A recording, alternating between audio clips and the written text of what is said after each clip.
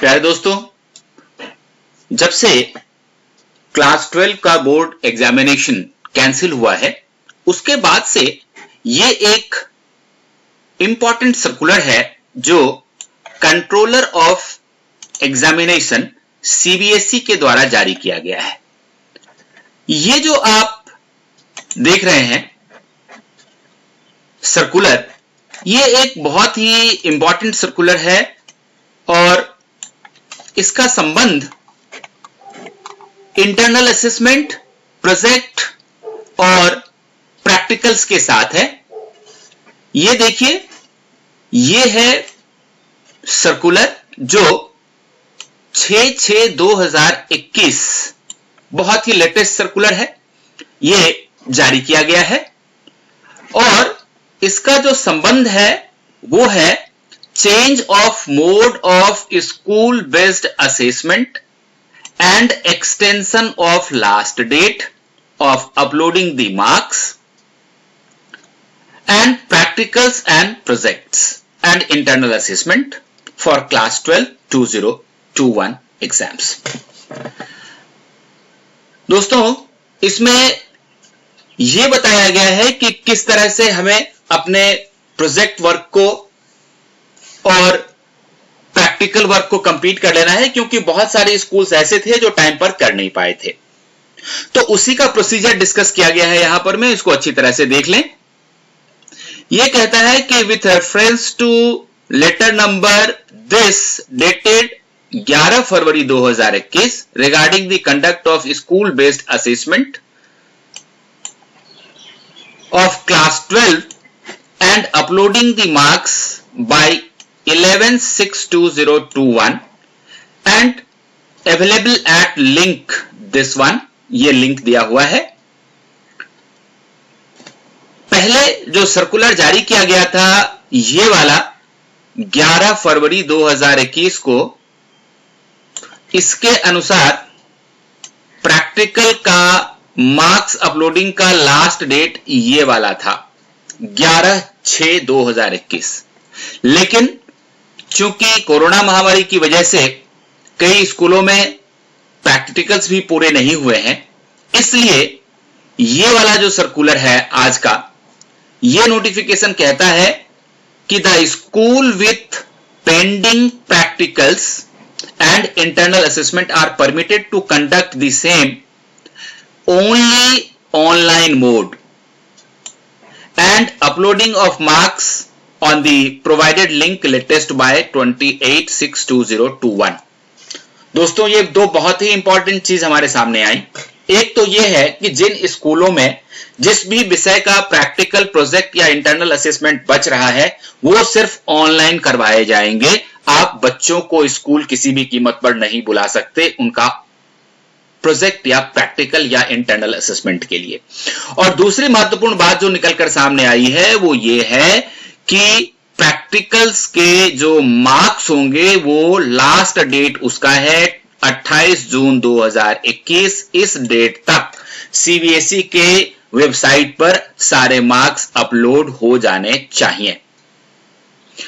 और इसके गाइडलाइंस के बारे में सीबीएसई कहती है, पॉइंट नंबर 1 देखिए कि the list of subject and the breakup of marks for theory and practical project internal assessment, duration of examination and whether external examiner will be appointed by CBSE or not is available at page number 167 at the link, ये link दिया हुआ है। और दूसरा है कि framework and significant guidelines. आपको याद होगा लास्ट ईयर 2021 के एग्जाम के बारे में सीबीएसई ने एक पूरी बुकलेट निकाली थी फ्रेमवर्क एंड सिग्निफिकेंट गाइडलाइंस के नाम से, जो प्रायः हर स्कूल में है। यदि आपके पास नहीं है तो ये ऊपर यहां पर में जो है एक लिंक दिया हुआ है, यहां जाइए और यहां से आप इसको डाउनलोड कर सकते हैं, जिसका नाम है framework.mers.pdf। तो इससे आप फ्रेमवर्क एंड सिग्निफिकेंट गाइडलाइंस को डाउनलोड कर लें और इसका पेज नंबर 167 आप देखें। वहां पर जो गाइडलाइंस दिया हुआ है उसी के अनुसार आपको बचे हुए सब्जेक्ट्स का प्रैक्टिकल प्रोजेक्ट या इंटरनल असेसमेंट करना है।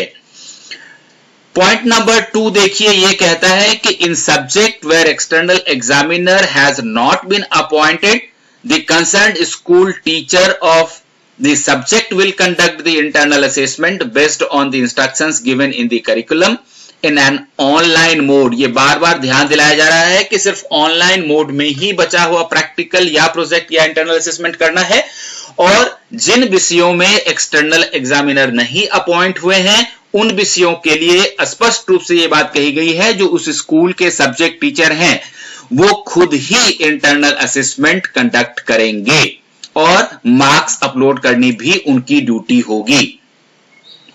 पॉइंट नंबर 3 देखिए, for the conduct of practical exam और project evaluation where external examiners are appointed by CBSE, external examiner will decide the date of examination in consultation with internal examiner and take viva voice through online mode। यानी कि जिन विषयों में external examiners appoint हुए हैं, internal examiner उनसे बात करेंगे और अपना डेट और टाइम फिक्स करेंगे कि किस दिन हम वाइवा वोस रख रहे हैं, लेकिन ध्यान रखने की जरूरत यह होगी कि यह सिर्फ ऑनलाइन मोड के थ्रू होगा। और पॉइंट नंबर 4 देखिए, internal examiner will share the date of examination with students preferably well in advance and on the day of exam, share the link of online meetings with the external examiner and students. The conduct of assessment will be as per the norms given in the curriculum. ये जो internal examiner है यानी कि school का जो subject teacher है, ये उनकी जिम्मेदारी होगी कि क्या डेट तय हुआ है, क्या टाइम तय हुआ है और किस प्लेटफॉर्म पे आप ये जो पूरी कार्रवाई होगी उसको पूरा करेंगे। जैसे इसके लिए आप गूगल मीट यूज कर सकते हैं या सिस्को वेबएक्स यूज कर सकते हैं या जूम या कोई भी अन्य जो भी इजीली अवेलेबल और इजीली यूजेबल जो आपका प्लेटफॉर्म अवेलेबल होगा उसके ऊपर आप कर सकते हैं। तो उसका लिंक भी आपको एक्सटर्नल के साथ शेयर करना है और सभी बच्चों के साथ भी शेयर करना है। साथ ही उनको यह भी बताना है कि समय पर सारे बच्चे उपलब्ध हों। उस समय कोई ये ना कहे कि मैं गांव गया हुआ था या कहीं और था इसलिए मैं एग्जाम नहीं दे सकता, क्योंकि ये मौका अब सीबीएसई बार बार हमें नहीं देगी। पॉइंट नंबर 5 देखिए, बहुत इंपॉर्टेंट बात कहा जा रहा है यहां पर कि immediately on completion of the conduct of examination the marks will be uploaded on the link provided by the board. While uploading marks, it will be ensured that correct marks are uploaded as no correction in marks once uploaded will be allowed. Both the examiners should keep in mind that the marks allotted should not bunch towards maximum marks. दोस्तों इस point को अच्छी तरह से mark कर लीजिए। Which is highly unlikely in view of diverse levels of students. यदि कोई टीचर एक्सटर्नल हो या इंटरनल एग्जामिनर ये सोचे कि मान लीजिए कि प्रैक्टिकल 30 नंबर का है तो मैं सभी बच्चों को 29-30 नंबर दे दूंगा, या प्रोजेक्ट मैक्सिमम 20 मार्क्स का होता है तो वो सबको 19-20 नंबर दे देंगे, ऐसा नहीं कर सकते। क्योंकि सीबीएसई कहती है कि बच्चों का लेवल भी डाइवर्स होता है और उस डाइवर्सिटी को इंटरनल टीचर से अच्छा कोई नहीं जानता। इसीलिए जब भी मार्क्स दें आप तो उनके परफॉर्मेंस के बेसिस पे दें और ये ना करें कि सिर्फ हाईएस्ट मार्क्स आप दे दें। इस बात को ध्यान रखना बहुत जरूरी होगा। पॉइंट नंबर 6 रिकॉर्ड कीपिंग के बारे में बात करता है और कहता है कि internal examiners will take on screen photograph of each student during viva voce and for school records. The photograph should have the picture of internal examiner, external examiner and the students, or recording of entire session could be kept. यानी कि हर बच्चे का जब conduct हो रहा होगा viva तो हर एक बच्चे का ऑन स्क्रीन फोटोग्राफ लेना है और आप ये भी कर सकते हैं कि पूरे सेशन की आप रिकॉर्डिंग कर लें, जिससे कि यह भी पता चले कि क्या सवाल पूछे गए हैं और किस तरह का आंसर आया है। ये रिकॉर्ड कीपिंग के लिए बहुत ही इंपॉर्टेंट है। ये भी ध्यान रखने वाली बात है कि the policy of uploading of the group photo has been suspended. पहले जो नियम था कि जब हम फिजिकल प्रोजेक्ट या असेसमेंट करते थे तो हम बच्चों का एक ग्रुप फोटोग्राफ लेकर के उसको अपलोड करते थे सीबीएसई के साइट पे, वो सिस्टम अब खत्म कर दिया गया है। अब आपको कोई ग्रुप फोटो नहीं लेनी, ना ही उनको अपलोड करना है। साथ ही यह भी ध्यान रखना है कि teachers appointed as external examiners shall accept the duty and complete the assignment. यानी कि कोई भी एक्सटर्नल एग्जामिनर किसी भी कारण से मना नहीं कर सकता कि मैं आपके यहां प्रैक्टिकल या प्रोजेक्ट नहीं लूंगा। पॉइंट नंबर 9 में एक बहुत ही महत्वपूर्ण बात कही गई है कि no extension of last date for uploading the marks, that is 28 June 2021 will be done.